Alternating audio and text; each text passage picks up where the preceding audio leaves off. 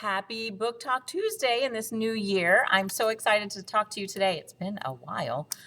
So welcome back. Welcome back to the school semester, new year.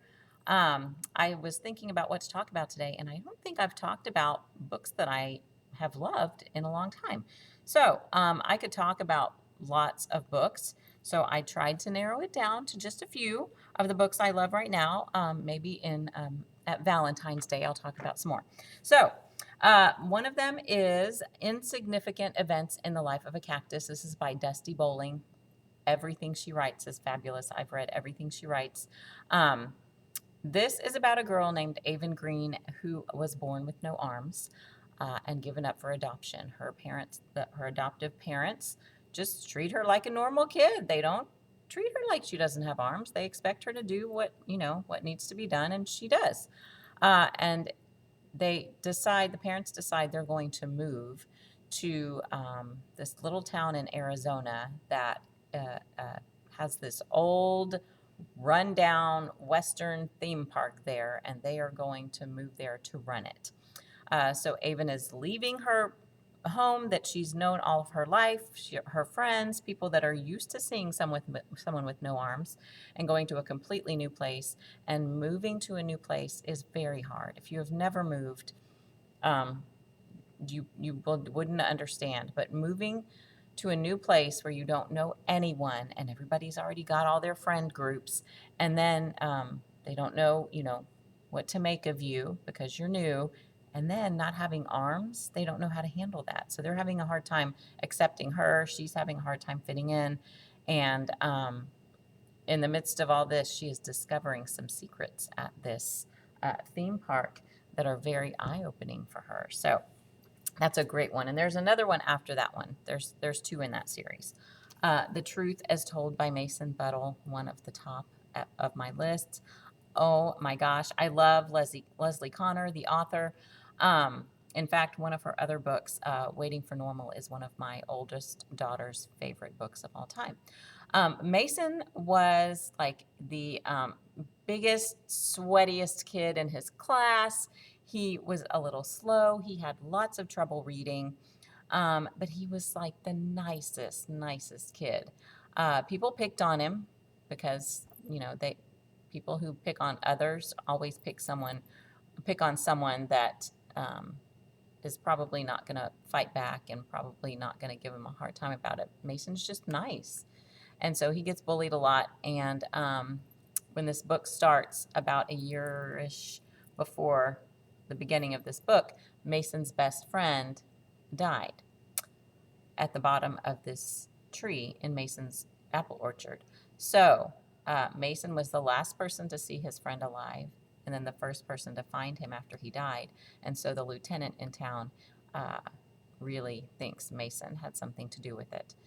When you're reading, you know that there's no way Mason could have had anything to do with it, but the people in town have to find somebody to blame, and Mason's the one to blame. And then in the middle of all that, Mason connects with a new friend, and something tragic happens again, and now Mason is under suspicion again. Y'all, this book I could not put it down. I think I probably read it one weekend. I think I read it in one weekend because I could not stop reading. I had to know what happened, and I had to know who exactly was to blame and how Mason was going to get out of this. Oh, y'all, it was so good, so good. The Tale of Despero is one of my all-time favorites as well. I also read everything by Kate DiCamillo. This is about a mouse who is in love with a princess, and all the other mice are telling him, that's ridiculous. You cannot love a human. You're a mouse. But Despero doesn't care. He doesn't care that he loves Princess P, and he wants to marry her. So it's a story of Despero. It's a story of Roscuro, the big rat that lives down in the dungeons below, because that's where Despero gets sent, because you cannot love a princess. And it's a story of Miggery Sow, who works up in the house. So you will learn about all these people. But y'all, it's just, I think that I'm going to read this again soon. So you might want to check it out soon before I get it. But I love that the chapters are not very long, especially in the beginning. The chapters are super short, so you can read a whole bunch and feel like you just read super fast because the chapters were so short. Um, Genesis Begins Again, another one that I absolutely love. So Genesis had a lot of cards stacked against her. Against her, a lot of people in this world have a lot of things against them, and a lot of reasons they can be angry, and a lot of reasons they can lash out at other people and just be negative all the time. And Genesis had that. She lived with her parents. Her dad was very irresponsible. He often chose to spend his money on alcohol instead of rent or food for their family.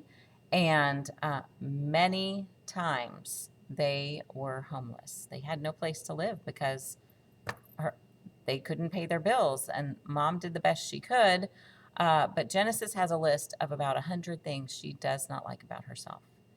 And she's just constantly beating herself down, why she's not good enough, and why she doesn't measure up. And then through the book, something changes, and she makes a big connection with Motown music. I love Motown music, so maybe that was another reason that I really connected with Genesis. I mean, Motown just gets in your soul and it changes you.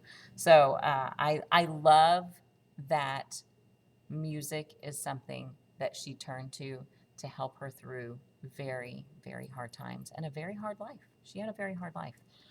So good. So good. All right. Sinister Sweetness of Splendid Academy. I've talked about this before. I don't know when I talked about it, but I know I've talked about it, but not with my favorites. So this is another book that I absolutely love. These are both the same book. They have different covers, different publishers. I think this one actually was published first, and then they changed the cover to this. I kind of like this one better, but it's my opinion. So this is a book about it's a modern day Hansel and Gretel. So this new school was built in this community and it just looked magnificent. And parents wanted their kids to go there because it looked so amazing. So kids started attending this school. There was like candy on the playground. The kids were served delicious meals. They had candy at their desks. I mean, they were constantly being fed great, great food, and everybody started getting larger. And it took a while for a couple of kids to realize, wait a minute, something is not right with this whole situation. So, Modern Hansel and Gretel, love it. All right, and this is one of Jason Reynolds' newest books. Again, love Jason Reynolds, read everything he writes. He wrote, if you are not familiar, he wrote the track series with Ghost, Bettina, Lou, and Sunny. And the other one is escaping me that we have right now. As Brave as You, As Brave as You. Anyway, Stunt Boy in the meantime is fun. He wrote this with an amazing illustrator. So there's lots of pictures throughout the books, and the pictures are pretty fun.